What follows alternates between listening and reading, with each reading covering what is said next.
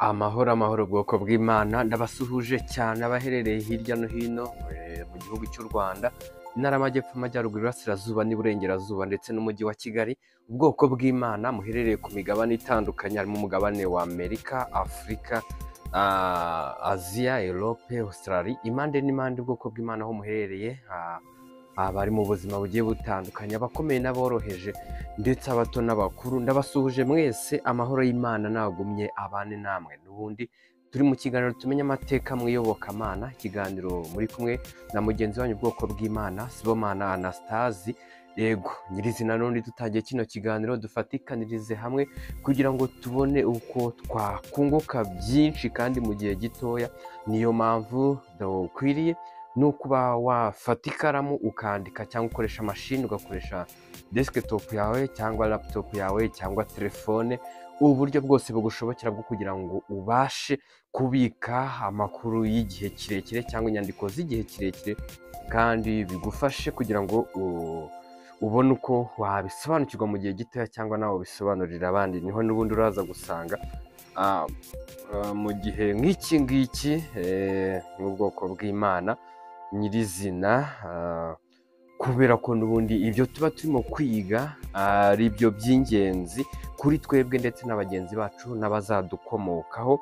Kwandika ni ngombwa kubera ko nawe ugomba kuba ubifite byose kugira ngo bikorohere, kugira ngo bisobanukirwe mu gihe gitoya, cyangwa nawe mu gihe ugiye kwigisha abandi ubigisha ufite icyo wifashisha, kuko uraba ufite aho ubisoma. Ibyo ubwawe wabonye ni ibingibi urimo kumvira hano, n'ibyo wumviye ahandi, kugira ngo bikorohere nawe kubitambutsa mu gihe gitoya.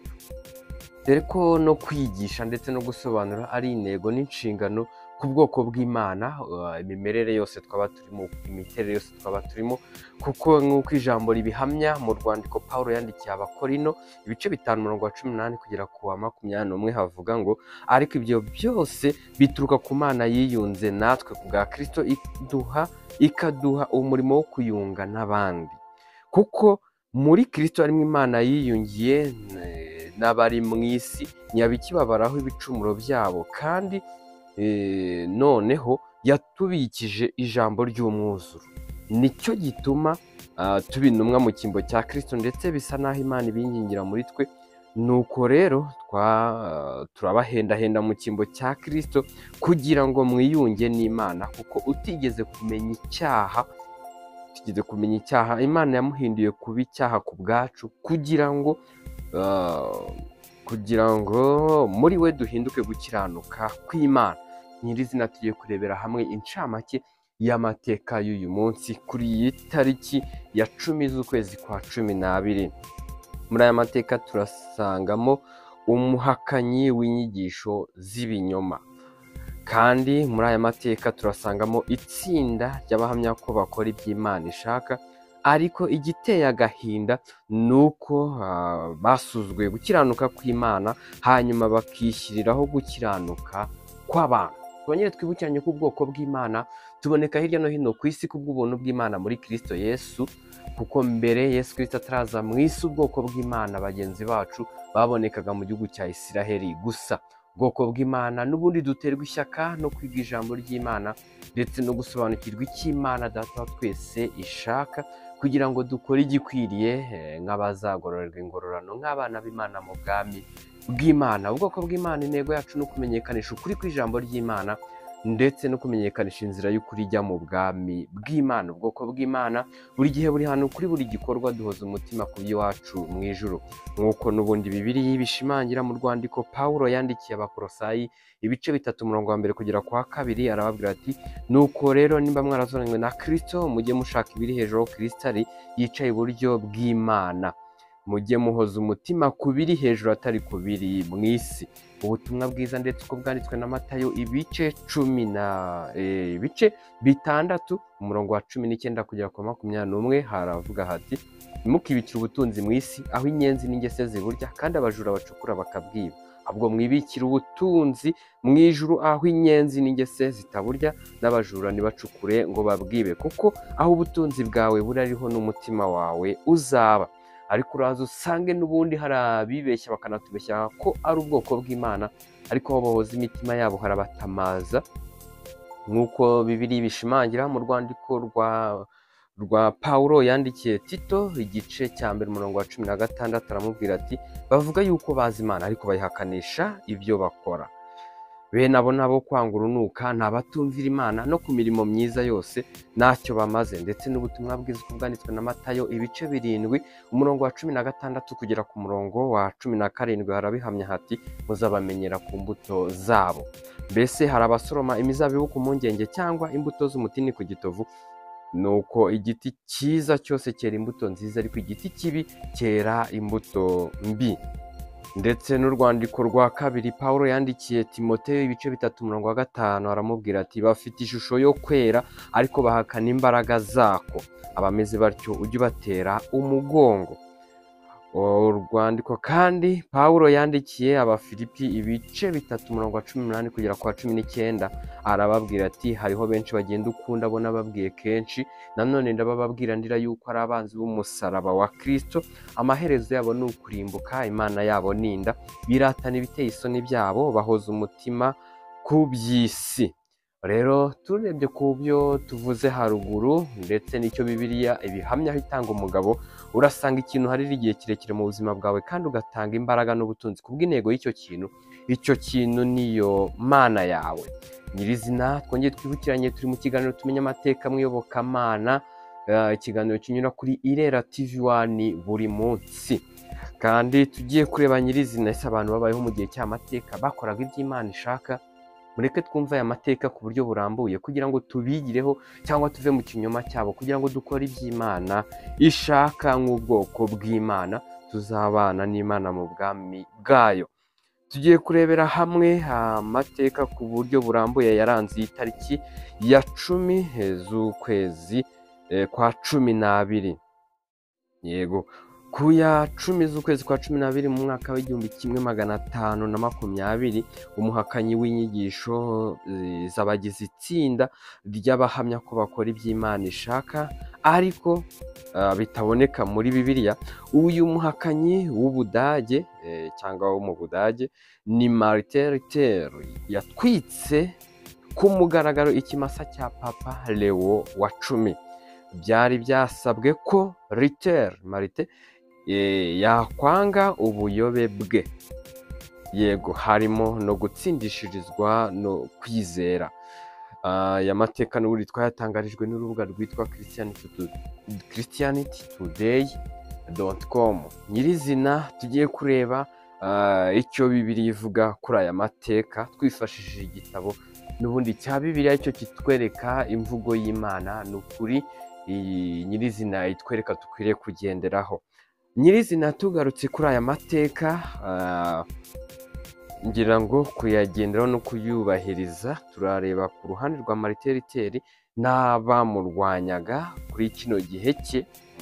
Hari ababifiteho amakuru kuko si ubwa mbere mu mateka kuri Irera TV1, kuri iyi channel yacu mukunda twese dukunda, tuganiriye kuri uyu Martin Luther, umuhakanyi w'inyigisho z'ibinyoma.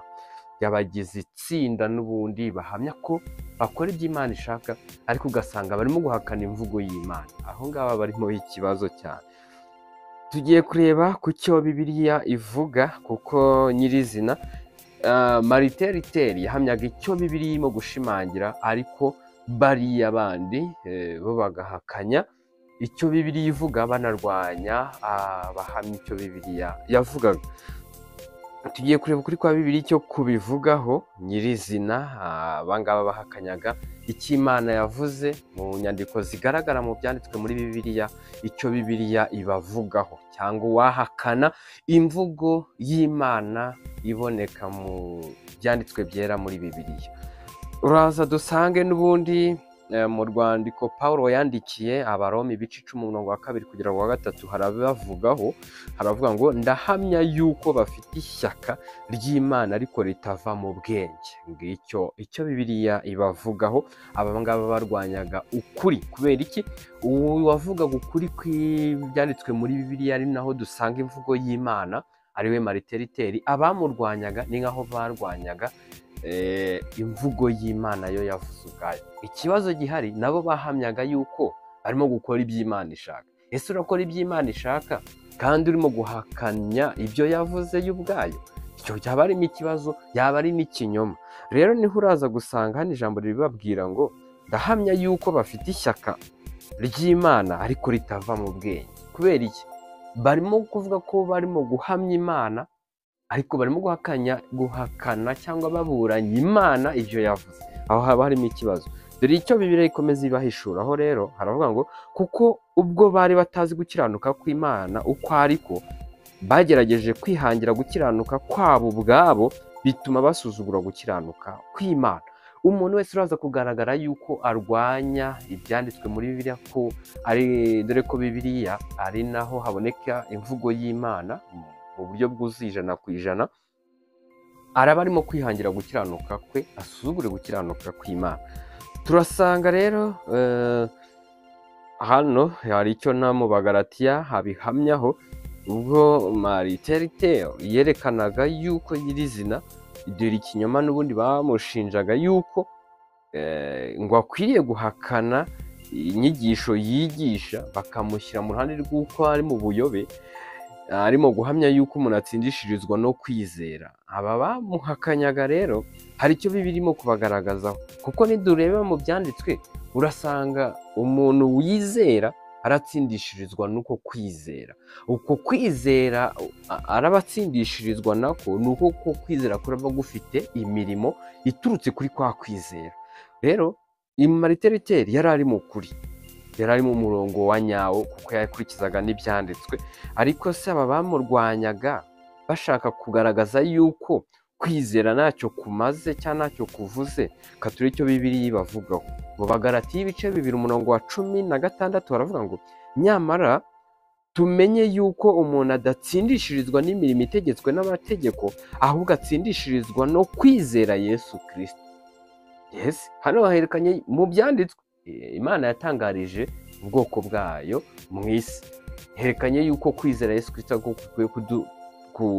gukwiriye kudutsindishiriza. Yego, dore ndetse natwe twizeye Kristo kugira ngo dutsindishirizwe no kumwizera bitavuye ku mirimo itegetswe n'amategeko. Hano bishatse kuvuga iki? Wizera akora imirimo, ariko imirimo akora ntabwo iba itegetswe n'amategeko, ahubwo imirimo akora aba yiyobowemo n'uko yizeye Kristo. Dore yuko n'icyo akora cyose aba arimo kukiyoborwamo n'umwuka w'Imana, ngo bitavuye ku mirimo itegetswe n'amategeko, kuko ari nta muntu uzatsindishirizwa n'imirimo itegetswe n'amategeko. Nyirizina tugiye kureba umuntu urimo gukora imirimo kandi akaba ari mu murongo mwiza nyawo. Imirimo araba arimo gukora ni uko araba yikomoye ku kwizera Yesu Kristo ko yamutsindishirije, kubwo yamupfiriye, yuko yamupfiriye kubw'ibyaha bye, bikamuhwanirizwa no kuba yizeye cyangwa agiye gukiranuka abiheshejwe n'uko kumwizera. Rero uyu wizera cyangwa ubwoko bw'Imana kubwo kwizera Yesu Kristo batubayeho, bituma dukora imirimo idategetswe n'amategeko, ahubwo imirimo dukora tuyiyoborwamo n'uko twizeye Yesu Kristo. Iyo mirimo rero tuyoborwamo n'umwuka w'Imana, kuko uyu mwuka w'Imana urimo kutuyobora twawuhawe hanyuma yuko tumaze kwizera Yesu Kristo yuko yaducunguye. Yego, nitureba muri Yakobo ibice 2:22 kugera ku 24 harabivuga hati ubonye yuko kwizera kwafatanije n'imirimo ye, kandi ko kwizera kwe kwatunganijwe rwose n'imirimo ye. Hano herekanimo kwerekana yuko ufite kwizera Yesu Kristo ko yamucunguye, ibyo byemezwa n'imirimo, ariko iyo mirimo ntabwo iraba itegetswe n'amategeko, ahubwo araba yiyobowemo n'umwuka w'Imana. Nicyo gituma ibyanditswe bisohora byari bindi bivuga ngo Aburahamu yizeye Imana bimuhwanirizwa no gukiranuka, yitwa inshuti y'Imana. Aburahamu ikintu yakoze yarizeraga, ariko kwizera kwe kwari kwemezwa cyangwa umugabo ugatangwa n'imirimo akora. Niyo mpamvu umurimo yakoze ku Mana niwo wahamije yuko yizera by'ukuri. Ni nayo mpamvu abamaze kwizera Yesu Kristo yuko yaducunguye ku bw'ibyaha byacu, ibyo ngibyo byemezwa n'imirimo dukora. Yego, ntabwo ari ukubivuga mu magambo gusa, ahubwo imirimo dukora iyo ngiyo niyo ibihamya. Iyo mirimo rero niyo ikenewe kuko iba idategetswe n'amategeko. Ijambo rikomeza rivuga ngo mubonye yuko umuntu atsindishirizwa n'imirimo, adatsindishirizwa no kwizera gusa. Ndabashimiye cyane kuko aha hantu tuhizeho kuri uyu munsi, kandi ukaba wagiye ufata umwanya ukandika kugira ngo nawe uzahifashishe kugira ngo ukomeze kubisobanukirwa biruseho, ndetse no kubyigisha abandi nabyo bikorohera ubereka inyandiko zifatika. Hano hakomeje hatwereka yuko kuvuga ku magambo yuko wizera atari icyo ngicyo kiraza guhamya yuko wizera, ahubwo imirimo ukora niyo wirirwamo niraza guhamya yuko koko wizeye yuko Yesu Kristo yagucunguye ku bw'ibyaha byawe. Ndabashimiye bwoko bw'Imana aho muherereye hirya no hino ku isi, yuko mwabanye natwe kuri uyu munsi muri kino kiganiro tumenye amateka mw'iyobokamana. N'ubundi ubwoko bw'Imana tuboneka hirya no hino ku isi kubw'ubuntu bw'Imana muri Kristo Yesu. Kuko Yesu Kristo mu gihe yari ataraza mu isi, ubwoko bw'Imana bagenzi bacu babonekaga mu gihugu cya Isiraheli gusa. N'ubundi ubwoko bw'Imana intego yacu ni ukumenyekanisha ukuri kw'ijambo ry'Imana, ndetse by'umwihariko kumenyekanisha inzira y'ukuri ijya mu bwami bw'Imana.